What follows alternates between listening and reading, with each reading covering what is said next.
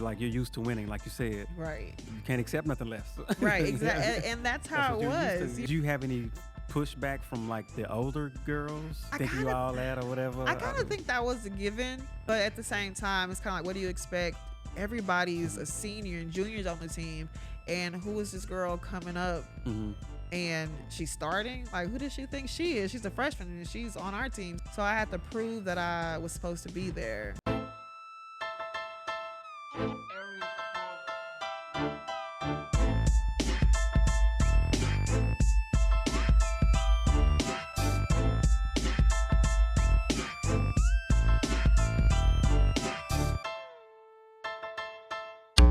What's up, everybody? This is Coach Love. Welcome to the ROK Podcast, also known as Recruit Oklahoma. I am here in Dick's House of Sport. This is where we are. This is what we're doing. Today on the ROK Podcast, we welcome someone whose story goes far beyond the scoreboard. From the courts of Spencer, Oklahoma to the national spotlight at the University of Oklahoma, Sharane Campbell-Olds is the definition of resilience, leadership, and impact. She exploded onto Oklahoma, the high school scene, leading Star Spencer High School to the Class 4A state championship as a freshman. She built a legendary prep career that turned heads across the country. Now at OU, she became the cornerstone of the Sooners program, a 4-year contributor, playing in every single game of her collegiate career, and that's unheard of. She earned Big 12 freshman, all freshman team honors, the team 6th man of the year honors, all Big 12 honorable mention honors. So she did her thing on the court.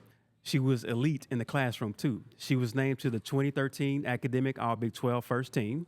She is a 3-time Sooner Scholar, a 3-time Big 12 Commissioner's Honor Roll selection, and earned the Dean's Honor Roll recognition for maintaining a 3.5 to a 3.99 GPA. Her excellence was never one-dimensional. She's been called the team's X Factor and the emotional heartbeat of the program. And today she's here to reflect on her journey, the battles, and the legacy that she continues to build. I want to welcome to the ROK Podcast, the pride of Spencer, Oklahoma, Miss Sharane Campbell-Olds. How you doing? I'm good. How are you? I'm good. I think I got everything in there, didn't I? Yeah, most of it. Most of it. Okay. You got all of We it. gonna talk about some more. Man, you were elite in the classroom. I can't say that same story when I was at OSU. So, but how was that for you? I will say it was tough. But I will say it started in high school. Yeah. You know, my parents, they stayed on me about grades. If I wanted to go to college, I had to make sure I stayed on top of everything. Yeah. When I got there at OU, it was a little tough, but they kind of put you in a situation where you have no reason to fail. Right. They give you tutors. Yeah. They, if you are failing a class, they'll give you more tutoring. So on top, morning tutoring, then evening tutoring. Yeah. So it was really no reason to fail. I've been there. I've had several tutors that I almost failed, but yeah, that's my story. But I heard like through the grapevine, you were also a great volleyball player in high school. I did play volleyball in high school, and I really liked it. There was a couple times at OU we would go watch the volleyball games, and I would reminisce, and I was like, oh man, what if I would have focused on this sport a little bit more? But I definitely did enjoy volleyball a lot. Okay, how long did you play it? I just started my freshman year of high school, and I played it all my 4 years. All 4 years? Mm-hmm. Okay. How were y'all? Now, this was at Spencer. Did they? How was the volleyball team at Spencer? You know what? It was a little struggle. You know, we would play against those class and SAS teams, and those girls played like club volleyball. Okay. So that's all they did. But I believe my senior year, we actually our first time of the program making it somewhere. I don't know if it was first round or something. I don't know, but it was. That first time that the program made it that far. I don't know if that was back in 2011, so I don't know if it's changed. Right. You also played the trombone? I did. I don't know. You don't look like you play a trombone. I was in band. Okay. I was in band all the way up until I got my braces. Once I got my braces, it was hard for me to play, so I just said, I'm just going to have to stop. Okay. But was the metal hitting the metal and all that stuff? Yeah, exactly, because it was a couple times I would play, and then my lip would bump. Okay. And then my lip would get caught into my braces. I was like, maybe I don't need to do this. Yeah. So But yeah, I'm gonna go to the drums. You to go to the drums? Everybody tried to do the drums at one point, but I was like, it's not for me. Yeah, yeah. All the attention was on the drums, and I'm kind of like, I'm not one of those. Okay.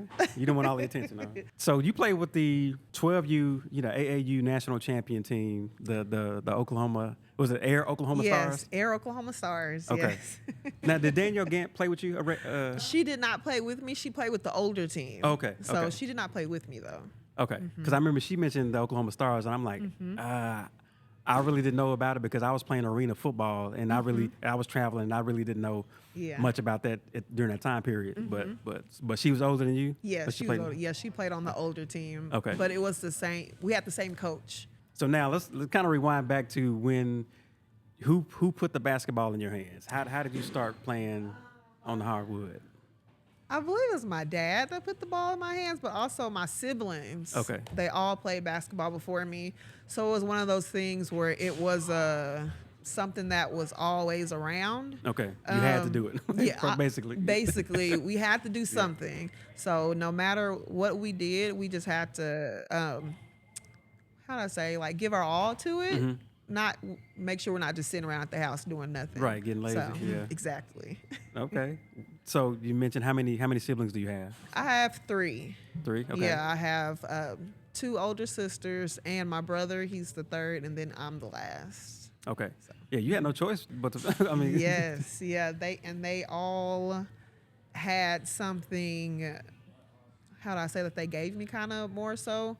But more so my brother, because we would be outside and we'll be playing against each other. Okay. And I remember I used to always cry when he used to beat me. I would get so mad. My dad would have us go outside, and it would probably be like 9 o'clock at night. It's dark, and really just the light on the our pole, like our security light kind of. And he would say, whoever wins, I'm going to take you to the store and get a Hershey almond bar. Okay. And he would tell me, he'll give me 5 points, and we have to go to 10. So I'm kind of like, okay, all I got to do is score 5 points and I win. But he would beat me every single time. And when I would lose, I would just run in the house crying. So it definitely was one of those, they made me tough. Yeah. I mean, at least you kept coming back and trying. Yeah, I did. Look, I think it was one of those things where my dad would try to play like those mind games on you. Like as a kid, you don't think it's mind games, but you become grateful for it. Like, oh, he said he can beat you, or he said you can't. So it was one of those things like, no, I can do it. So it was something that was detrimental for me, for my mental game. So now you grew up in Spencer? Yes. So not a lot to do? Well, I will say me and my brother, Paul, we found stuff to do, if that makes sense. So we would go outside. We had horses. We had pigs, cows at one point. I had a true farm. We had a farm, and we would go outside and we'll mess with the animals. We had go-karts. Okay, so we had a lot of stuff to do out there. So it wasn't just like, just sitting around. Yeah. So we kept each other's company. Gotcha. Did y'all have cows? We did have cows. Did y'all have cow tip? Have you ever did that? Cow tip? No, we never did that. You never did? Look, I'm pretty sure if we do, probably would have gotten in trouble. Yeah, I've always heard of cow tipping, but I just never, okay, how does that work? But I have no idea. Was basketball your first love, or were there any other sports that you played?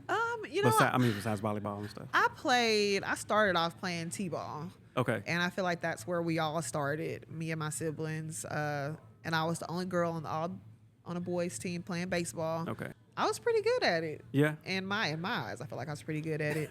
And eventually I had to switch over to softball. So I would say that was kind of my first love a little bit.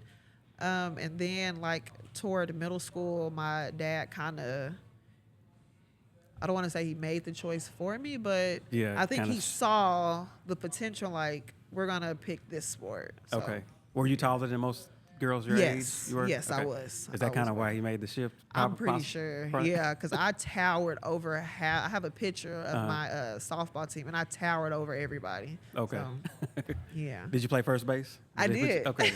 They usually put the tallest one on first base. Yeah, look, and that's where my daughter plays now too, because she's taller than everybody. Okay. So that's where she plays. No track, no nothing else. No, I hate running with a passion. Cannot stand it. Well, you had to run in basketball. Well, I always say I went in spurts. Well, I would go real fast, Yeah. and then I'll stop. I get tired. Okay. I need a break. Yeah. And then I'll go real hard again, and then I'll stop. Okay. Yeah. It's a game of spurts. So you're Yes. right. Yeah, you're right. Who were some of your role models at that age? Like, did you look up to, or did you like any sports role models that you can think of? I really liked Kevin Garnett. Okay. KG. The big ticket. Is that what they call it? The big ticket? Was that his Yeah. nickname? Uh-huh. Yeah. Yep. And I started off number 21, and that's why I got the number. Just seeing his game, it was something that I tried to mimic a little bit. He was a dog, man. Yeah. He could play. What about older girls in the neighborhood, or older boys that you looked up to that you wanted to compete against, play against, or battle against, or whatever? Yeah. Being I out guess there in Spencer is being out there in spread Spencer. out, yeah. We really didn't have. We have neighbors, but there were no kids other than me and my siblings. Okay. So we would go outside and play all the time. Y'all just competed against each other, for the most part. We'll just be going against each other. Okay. Yeah, that's exactly what we do. Did your mom and dad play sports? My dad played sports. My mom ran track in high school, but I think that's as far as she went. My dad went to Langston and played a year there. Okay. Yeah. Basketball? Mm-hmm. Okay. Yes. Was it pretty good? I guess you got to Well, there, but when I go places, people say, "Oh, there's Big Soup." Like, yeah, he used to get the rebounds. He used to do all this. I'm kind of like, yeah, whatever. Yeah. Okay. But yeah, people said that he was really good. He was. Well, that's good. You got some genetics, Right? Passed Like down to you. a little bit. A little bit. Okay. So what kind of kid were you? Were you one of those quiet and observant, or were you running the streets with the basketball on the arm? I mean, yeah. I was quiet. Was you quiet? I was quiet. I kept to myself a lot. It was one of those things where I would say our AAU team, I would rather just stay in the hotel and chill. Yeah. Where they're like, well, let's go swimming. I don't want to go swimming. I want to stay in my room. I just want to watch TV. I want to stay with my parents. I want to stay with my siblings. Eventually, my parents were like, no, you need to go hang out with your teammates. You need to go out there and do X, Y, and Z. But I was definitely pretty quiet. Yeah. Did you grow up watching OU basketball? Crazy to say, I really didn't grow up watching much basketball. Okay. Which is crazy. I don't know why, but I didn't watch much of it. Even in high school, I can't really just picture myself really watching.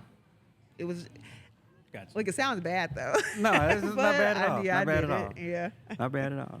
Because, I mean, I love basketball, but I didn't watch it a lot. Right. Right. Fast forwarding to high school. Okay. Now, you made noise as soon as you got to Spencer, okay, or the high school. And how did it feel to win a state championship your freshman year? And did you have a big part of why y'all won? I would say I was a team player. Okay. I just did whatever the team needed of me to do. This is gonna sound kind of So go ahead and say it. humble of me. Go ahead and say it. Talk that talk. With our AAU team, we won nationals like back to back. Yeah. And that year before, we were runner up. Okay. So the previous 3 years, all of middle school, I was part of a winning team. Right. So going into my freshman year, it was kind of like, we're supposed to win. Exactly. Like how else is it supposed to go? Right. I don't think I realized how big of a deal it was until the next year, my sophomore year. Okay. Where I'm kind of like, oh, okay. When we had 8 seniors graduate. So and I was the only freshman on the team, and that next year was like a wake up call. I'm like, okay, well, we're rebuilding. So how does it go? You don't have as much experience anymore. So how are you going to lead these other girls and try to do X, Y, and Z?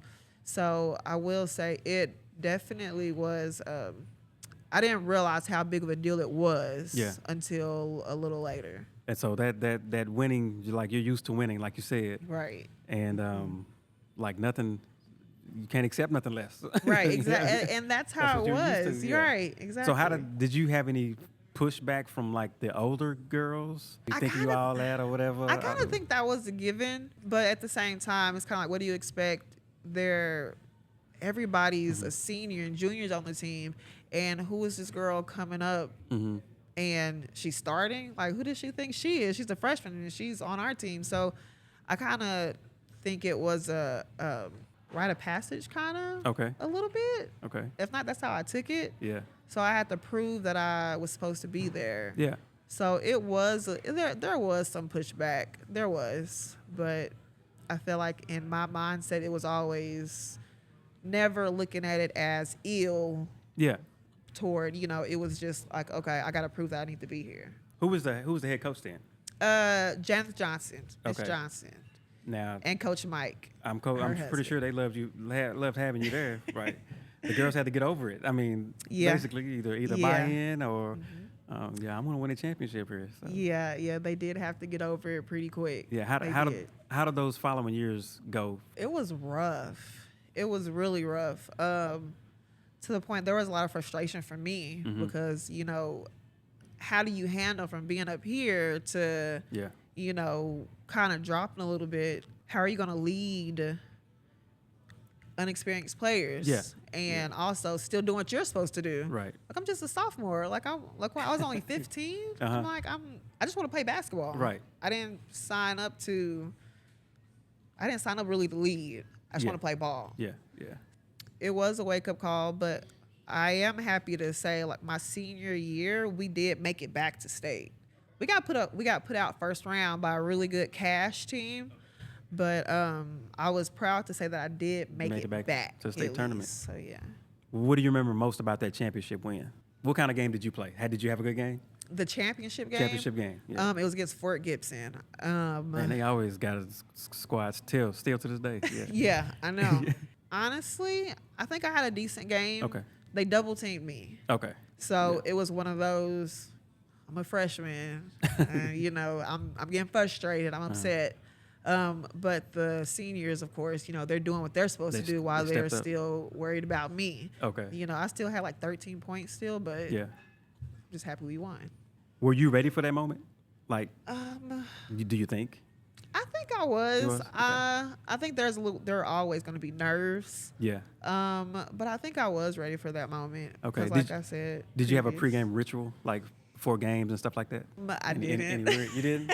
I didn't. Not at that point. Nothing weird? Not at that point. I listened to music, just headphones, and I was, like I said, I kind of stayed to myself a lot regardless. So just kind of sitting in the corner, listening to music. So tell me what a practice was like during the season. Star Spencer? It's Star Spencer, yeah. Yeah, we'll get to OU in a minute. I was totally different, but yeah. At Star Spencer, I feel like we were really scrappy.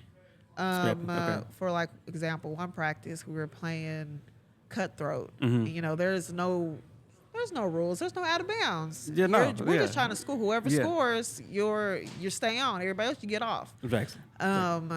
And it's to the point, like, we're on the ground fighting for the ball, just scrappy, just all out, going all out for the ball. So, it was really physical. So when your name started becoming a household name, at least in Spencer, how did you stay humble, or did you stay humble when your name started getting, people started hearing about you? And I think it just goes back to just me being quiet. I know my parents always kind of taught me, just don't let it go to your head. Anything that's given can be taken away. Right. Just focus on playing your game. And I really just didn't let it go to my head. Okay. I just wanted to make sure I kept producing, because just as quick as, you have a 20-point game, somebody can lock you down, and then they're going to be laughing at you. Right. Especially at Spencer. Yeah. Especially if it's Douglas. Oh, if it's Millwood, just trying to stay consistent. Yeah. Speaking of Douglas and Millwood, who's your biggest rival that you played against? I think it was definitely Douglas. Douglas? But yeah, it was definitely Douglas for sure. Okay. You had some scrappy games against them? Oh, definitely. I guess y'all. I think it's always. Yeah. Even to this day. Yeah. I feel like it's always scrappy. Okay. So how soon did recruiting start picking up for you? I think it started picking up probably my sophomore year. Okay. But I will say, like, I received my first letter 8th grade going into 9th grade. Mm-hmm. You know, like those generic letters because they're not able. Well, back then they Right. weren't able to Right. talk to Right. you, or they were just able to send those questionnaires. Who was that from? Golly, who was A it long time from? ago. Was it? I think it was UTSA. So that was the first, UTSA. Gotcha. And that's my first. That was my first letter. I was like, oh, I'm gonna go there. That's Okay, where I'm you ready? You committed. Right. 100,000% committed. Right. Hey, Right. great. So, but yeah, that's how it started, and Yeah. then it just started picking up. I remember I was actually riding my horse, and I got a phone call from a coach, and I was just talking on the phone to a coach while riding my horse. Okay. So it was, Yeah. like I think back at that was crazy. Best of both worlds. You riding, you doing what you love, and then you get a scholarship. Did he offer you a scholarship? Or he was just talking to you? Yeah, they offered, Just- but they want to keep calling. Keep talking to you. Uh-huh, Okay. Yeah. So during your senior year, who were your final 2 or 3 choices? It was OU, Mm-hmm. OSU, and I believe I said Kansas. Kansas. Yeah. Okay. Now Sherry Cole was your coach at OU. Uh-huh. What helped you make your final decision as far as OU? I'll say I'm a very family oriented person. Okay. So I knew I wanted to stay close. That wasn't even a option. Like I knew I wanted to be around. And honestly, I went to OSU. I loved it. Yeah. Orange was my favorite color. I wanted to be a vet, so that would have been the perfect perfect no-brainer school. school. Yeah. But then I went to OU. I went to a game. Coach Cole took me back to talk, and my mom was there. My boyfriend, who is now my husband, Terrence, was there, and I just fell in love with the whole process, the location, and all that. So tell me, like, who were one of your funniest teammates from high school? I would have to say it was because she's my cousin now. Well, she's my cousin. She's my cousin, and her name was Deja. And she was just always being silly, just doing random stuff. Her laugh was really contagious, is still contagious. So she was probably the funniest. She kept y'all's stomach hurting, huh? Yes. Laughing. For sure. Yes, always. Okay. Did you have a go-to move that you always, like if you could reach in your bag of moves, what was your patented move? Always direct drive. Just direct drive. This is aggressive. I was never one to go between my legs, behind my back. Not to say that I couldn't do it. I just didn't want to because I always thought, what if I lose the ball and they take it? Yeah. Why not just go one long step by them and go straight to the goal? Yeah. And I usually would get fouled. Yeah. So Free throws or you get the bucket, Exactly. Yeah. And one. And if it ain't broke, don't fix it. Right. Just keep going. Did you ever face one player that you couldn't, like, okay, I can't guard this person. They're too good. I feel like that's kind of a hard question because No, you was that good, huh? Yeah. Oh no, I wasn't that good, but it's kind of like I just don't like admitting this.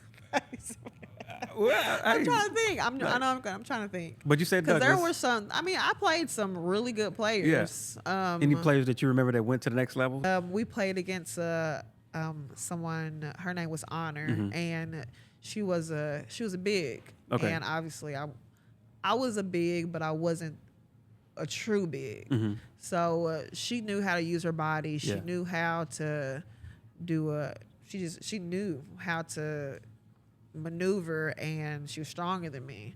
So it was hard playing against her. But like I said, there are a lot of athletes from the city that were, fast. Yeah. They were faster than me. They could go by me. So now, not too long after you started your college career, you faced a personal tragedy with your nephew. Yes. And how? Tell me about that. I was in my dorm, and it was probably like at 3 a.m. And, as an athlete, when you in college, you wake up, your heart's already beating because you think you're late to workouts. Yeah. Because you can always sleep through your alarm. So it was one of those things. So my phone, I got a phone call like at 3, 4 a.m. Okay. And it was my sister. Mm-hmm. So I answered and I was like, hello? And, you know, she was crying. And she was like, crying, passed away, crying. And so I was like, what? I was like, where are you? Mm-hmm. So went down there, woke up immediately. Actually, I hung up and I called Coach Cole. I said, I got to go home. Okay. And she was like, what's wrong? Because she answered immediately. Yeah. It wasn't like two rings in, she answered. Yeah.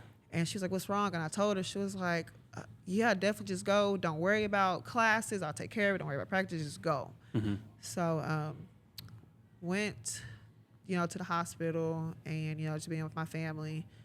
And shortly after that, I was with my family and I decided to just go back to Norman that same day.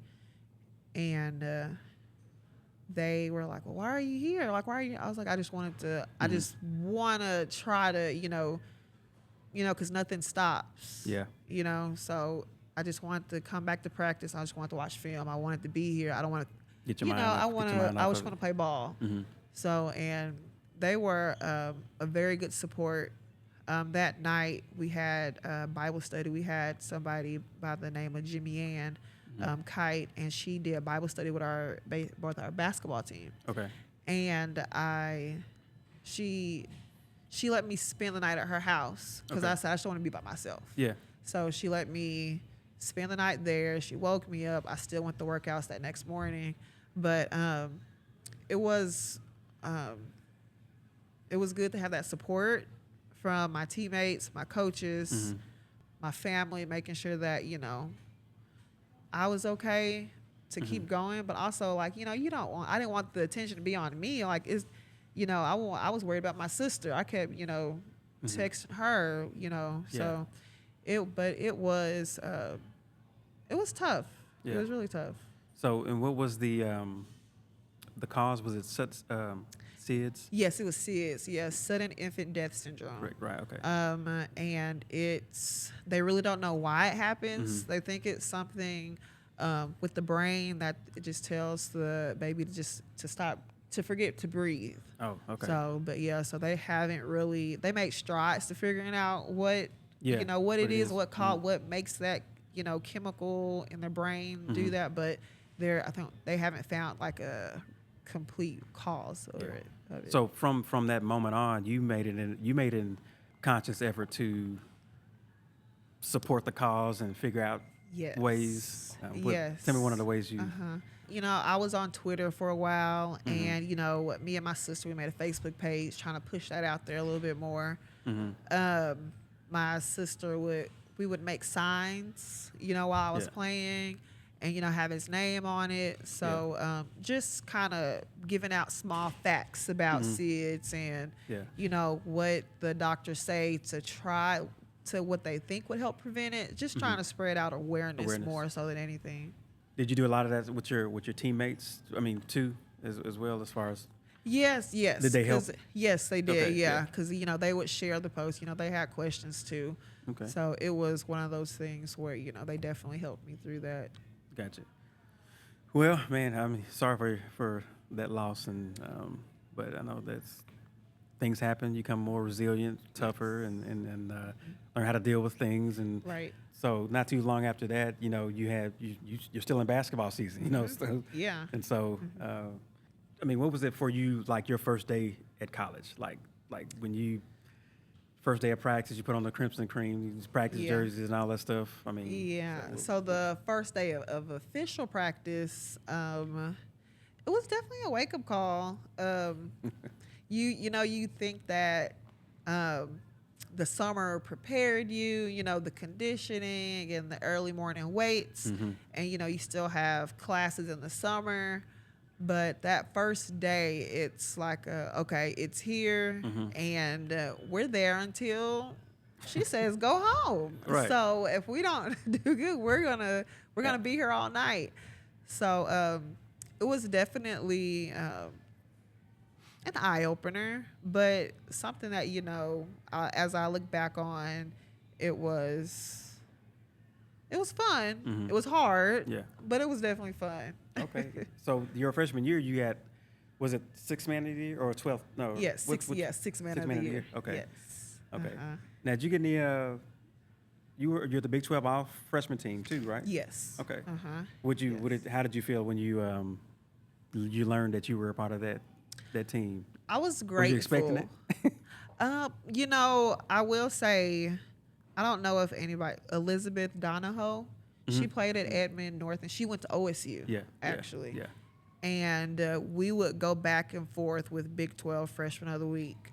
Okay. And it was almost one of those things where I was competing with her, in a sense. Yeah.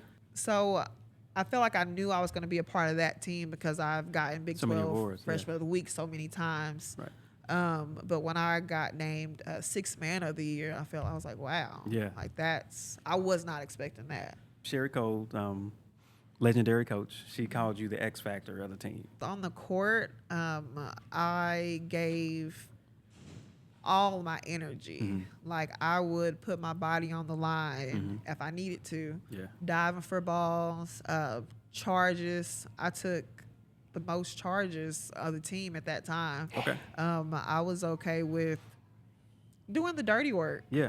If that made sense. That's the X factor. Just running around, stealing the ball. Yeah. And there may be a point where I would get tired, and she would say, "Well, you got to learn how to stay out there longer. You can't play 2-3 minutes and be like, okay, you're dead tired."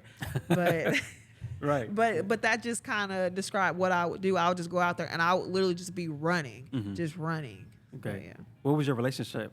How was your relationship with her? I think it was really good. I mean, I still even text her to this day. Okay. She calls. She still asks about the kids, my kids. And especially my freshman year, since all that stuff happened. Yeah. And even to a point where I felt like my freshman year, I had a little point where it was really hard. And I was like, I don't know if I should be here. Yeah. It got to that point. I was like, maybe I need to go transfer. Like, I don't know if I should be here. Huh. And she was like, no, like, you belong here. Like, you're going to stay here, and we're going to figure it out. So we had a really good relationship and still do. Talk about your 28-point Bedlam performance that you had against my Cowboys or Cowgirls, or so to speak. Well, it was... the gym was so electric. Now, where was this? At Lloyd Noble? Or it was at Lloyd Noble. Okay. It was at Lloyd Noble. It was so electric, and I feel like it was OSU stopped recruiting me after they offered me. Okay. And I think that's another reason why I chose OU. Because I felt like they kind of laid off. I was kind of like, I mean, do y'all still want me? Yeah. So... and I felt like I had one of those things where I'm going to play really hard to let them see what they missed out on. Right.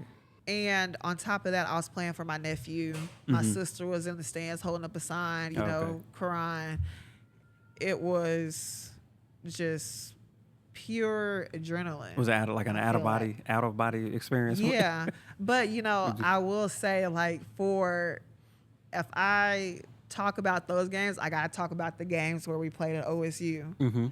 I only won one time at OSU, and that was my senior year. Okay. And I believe I think I fouled out that game, or but every game I played horrible there. Horrible. Whenever we went to Stillwater, I played horrible. My freshman year, we. I bet when you were at their house, they was like, "That's why we didn't recruit you." Probably. Right. Look, probably. Probably. Yeah. But I remember my freshman year, we were in the huddle, and there were several things that happened to me at OSU, and I said, maybe I didn't need to go here. Right. We had I think we were up by 1, and we had a timeout. Well, they called a timeout to run a play. And Coach Cole said, here's what you're going to do. Do not go under this flare screen. Okay. Do not go under the screen. So I was like, okay. I went under the flare screen. Damn. Okay. They hit the 3. We lost. Oh, so told you. and I'm like, oh my gosh, it's my fault. So I'm just crying, and I'm like, ugh. Do you remember who shot that shot? Her name was Jenny.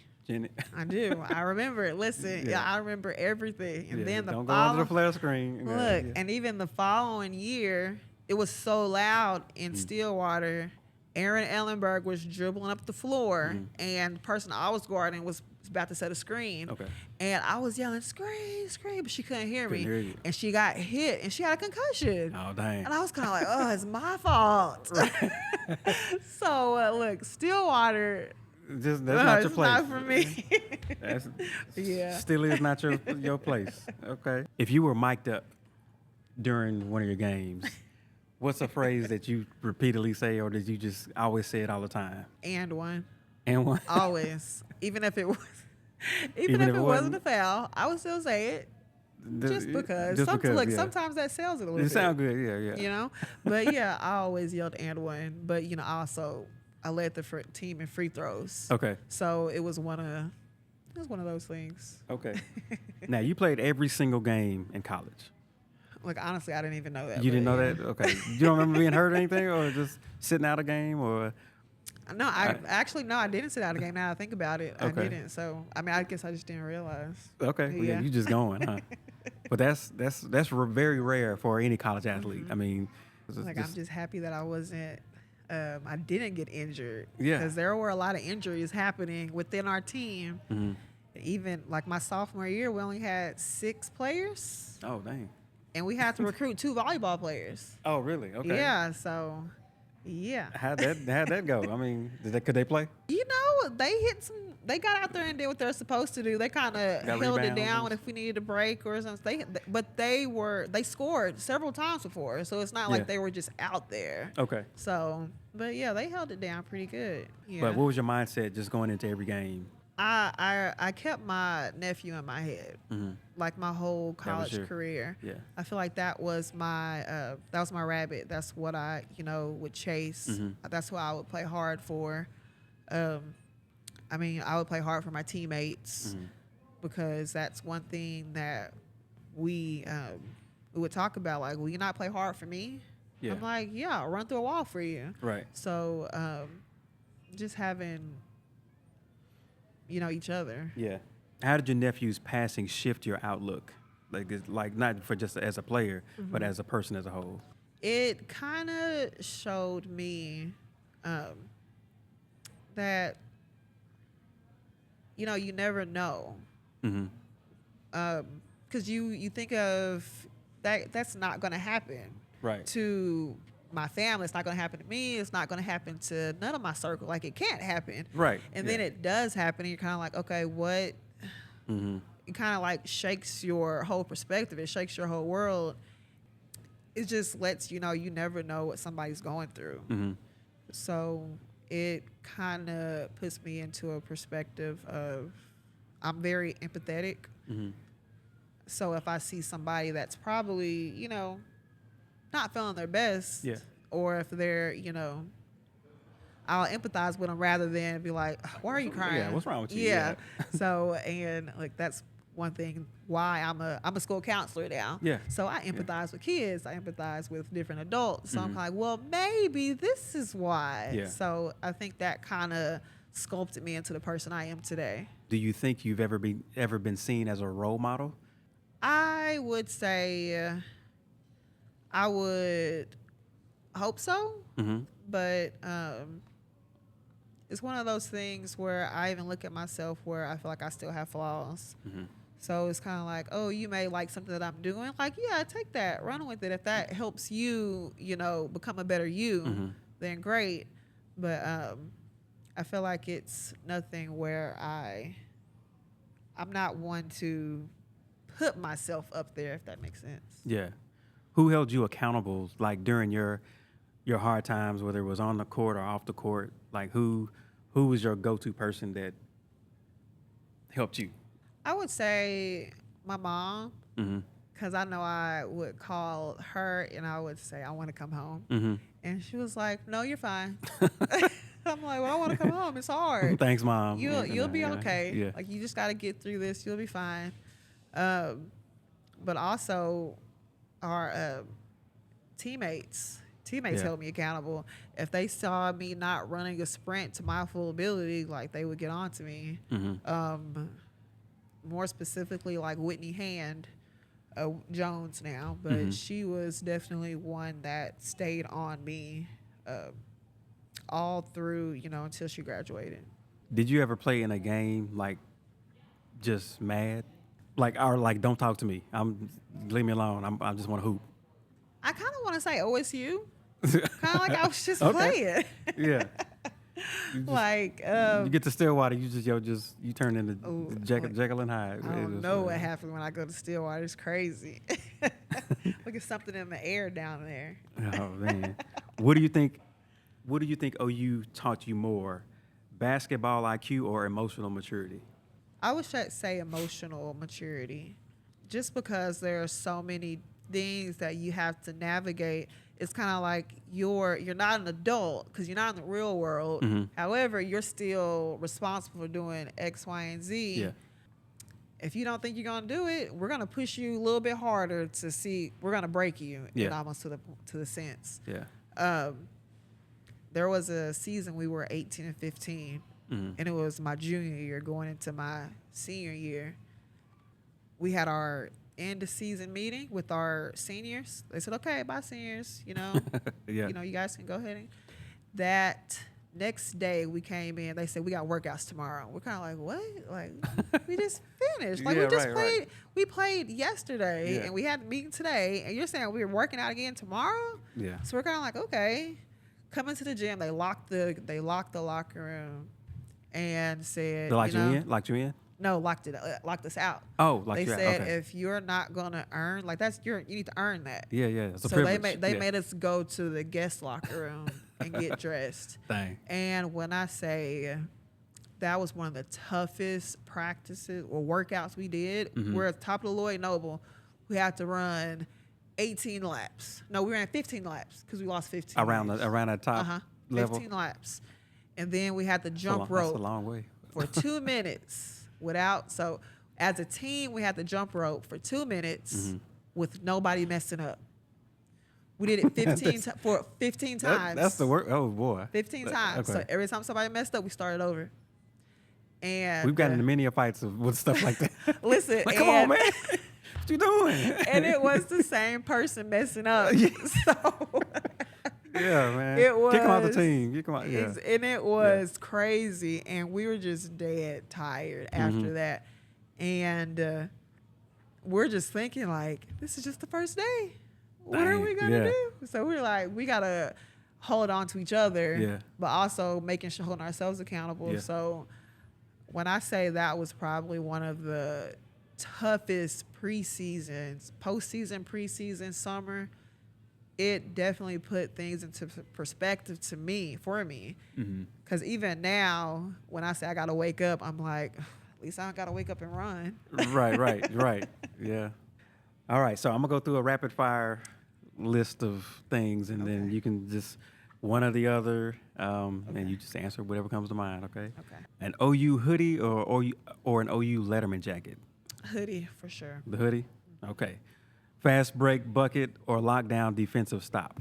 Oh, man. Lockdown defensive stop. Defense? Okay. Yes. Steal and score or buzzer beater assist? Buzzer beater assist. Okay. You like dishing it out? Yeah. Okay. Okay, this might be hard for you. Okay. Home crowd at Star Spencer or packed Lloyd Noble? Packed Lloyd Noble. Packed Lloyd Noble. Yeah. Okay. Bus ride naps or aux cord as a DJ? Bus ride naps. For sure. Like, leave me alone. Please. Right. Well, I guess I'll probably know this one. Trash talker or silent assassin? You probably. Well, on the court is different, I guess. It probably, is. Yeah. Because even my siblings would say, like, even like when you're playing, like, you're a different person. But right after the game, you're just back. Like, even as a coach now, coaching my daughter, like, I have to find myself kind of like, okay, if they say something about her, it kind of makes me like, that's mine. You don't say nothing about mine. Or none of my other players, but her. Yeah, it's different. You don't talk about that one. So I will say, I might dive on you. Look, it's a. Like I said, it depends on the situation. Okay, so in a game, if somebody's trash talking talker, to me, I'm gonna talk back. Okay. I'm gonna say that. Talk back. I'm gonna say that. I'm not gonna start it. I'll say that. Okay. Yeah. Pre-game playlist: R&B or trap? R&B for sure. R&B. I would shoot around at OU, and I'll have my music plugged up, and our strength and conditioning coach would be like, Sharone, are you trying to put us to sleep? Sharone. Yeah, she called me because he's from Hungary. Oh, okay. And he had that accent, so he would do that just to. Sharone. Yeah, he's like, you trying to put us to sleep? I was like, oh my goodness. We're playing Elder Bards. Play some new edition. I was playing all that, and they would be like, Sharane, cut it off. I'm kind of like, oh, okay, fine. All right. Taking the charge or blocking the shot? Oh, charge. Taking the charge? Yes. Charge, you said you led the team in charges? Yes. Okay. Yes. 6 a.m. lift or a late night shoot around? Late night shoot around. Okay. What's the weirdest pregame ritual you've ever had or saw? I seen somebody drink a 5-hour energy drink. Okay. Before. I don't know if that's weird, but I'm kind of like, don't you feel like that's make you feel like you're on, on crack? Yeah. I'm like, you're going to spaz out. Yeah. You know what? I had a pregame ritual. So like in high school, I don't think they had energy drinks yet. But I would always eat a Snickers bar. So that I thought that would give me a little sugar rush. When I started playing college ball, I did the same thing. But when I got to arena football, we had one of our sponsors was Red Bull.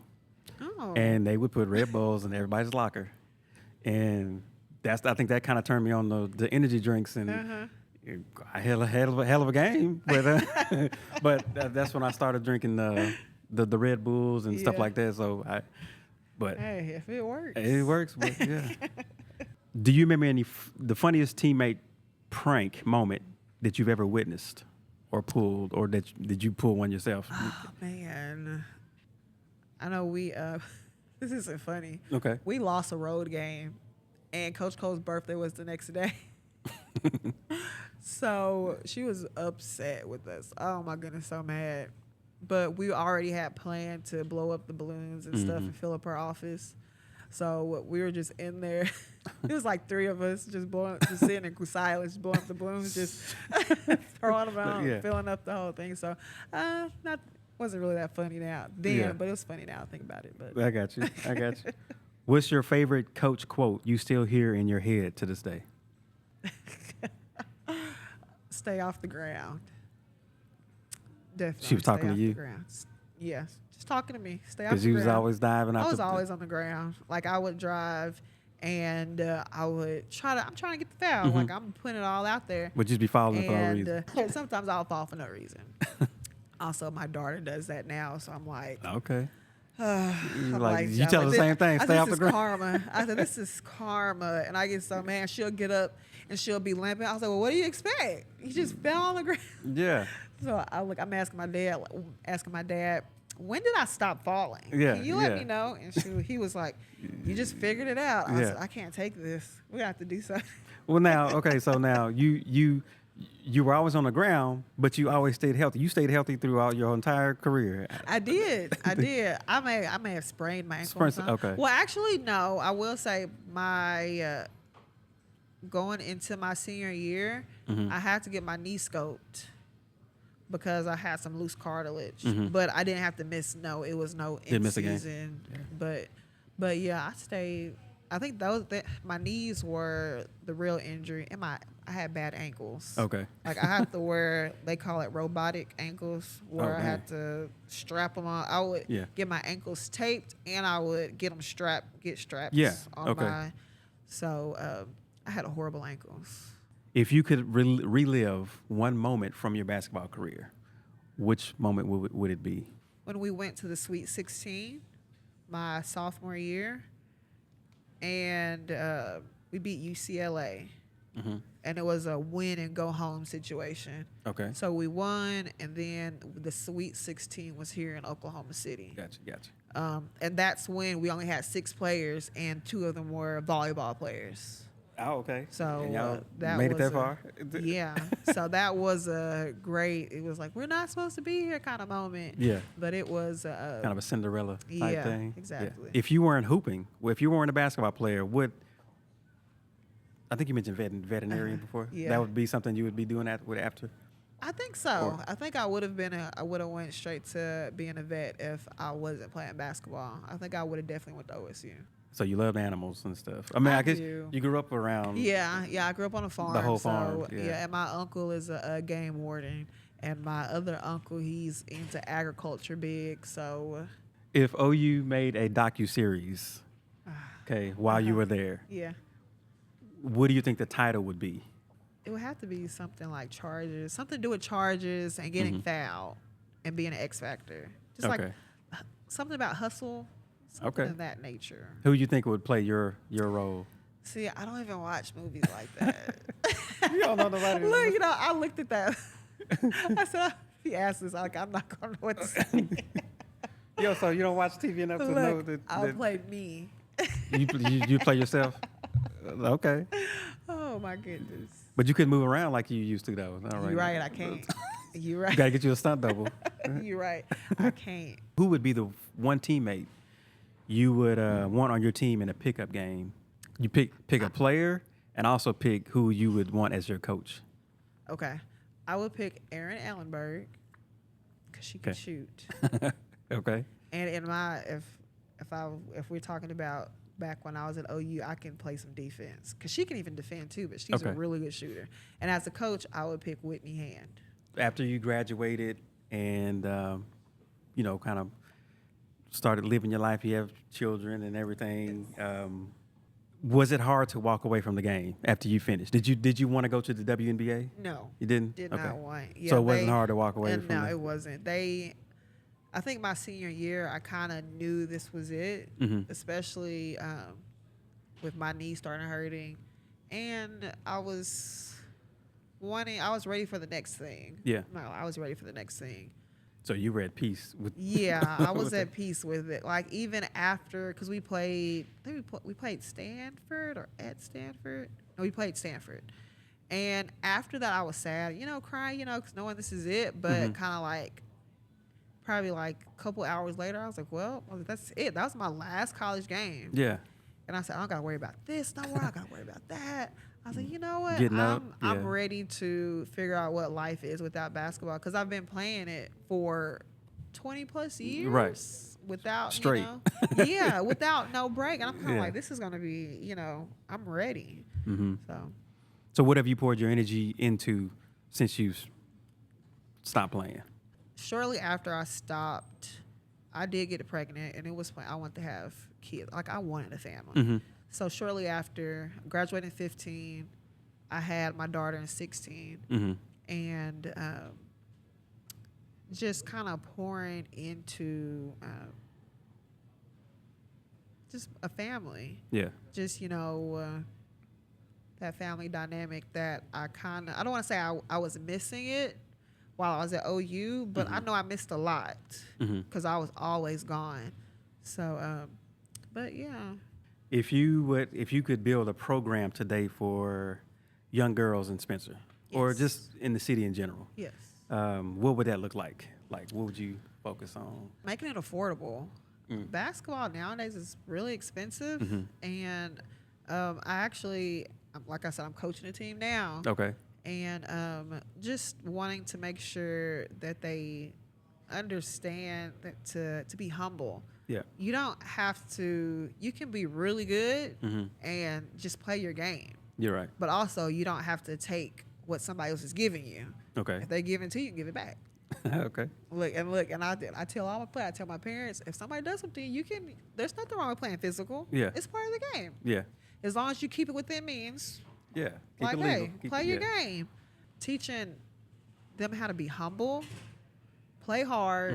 You don't got to score 20 points to be, Right. to be a basketball. If you go out there and play defense, get 5 steals, that's just as good.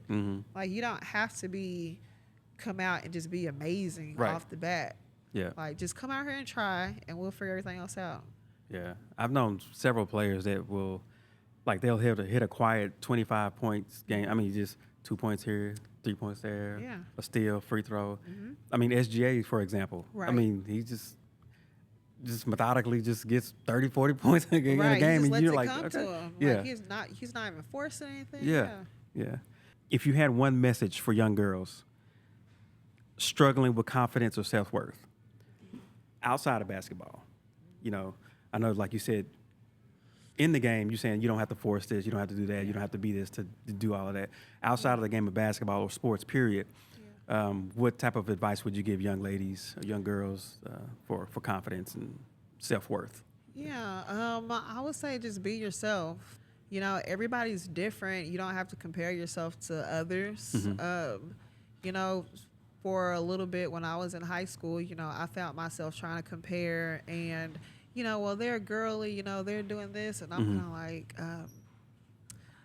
shortly after when I went to college, I was like, you know what? I'm gonna be me. If I like doing this, that's fine.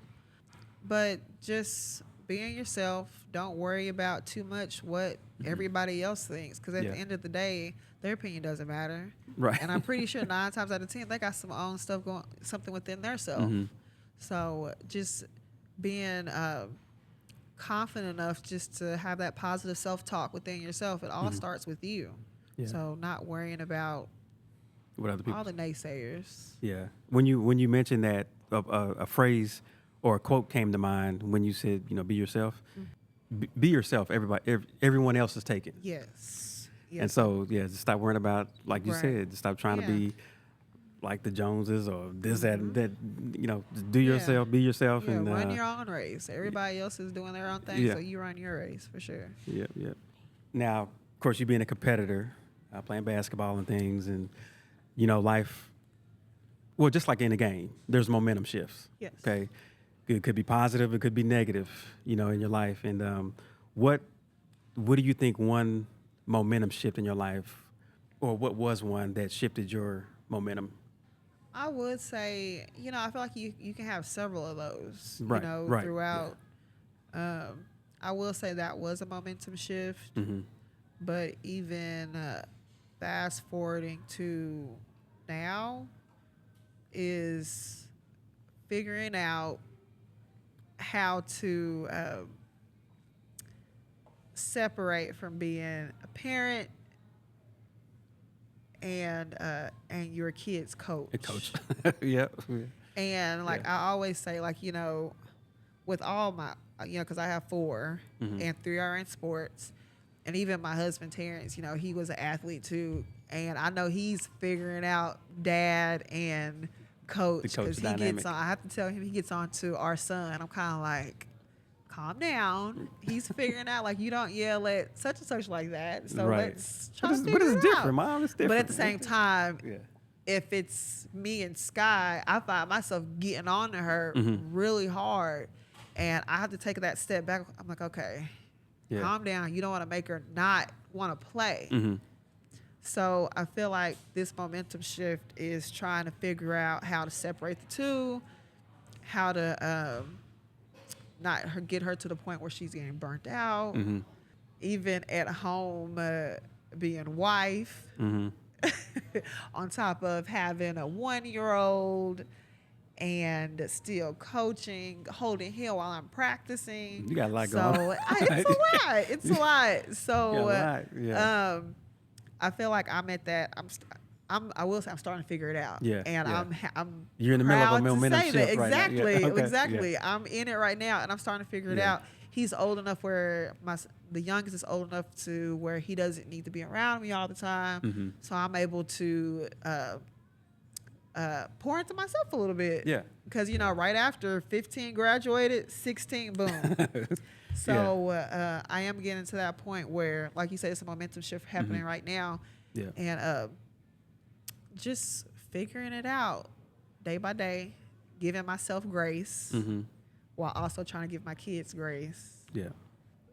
Let's you know, there's one phrase I've heard not too long ago is, if you're going through hell, keep going. Yep. You know, keep going. You're right. You're going through hell, keep going. So like you're going through this momentum. I'm not saying your momentum shift is hell, but you're going through it. Keep going, it's a keep challenge. pushing. You got to keep on moving. Yeah.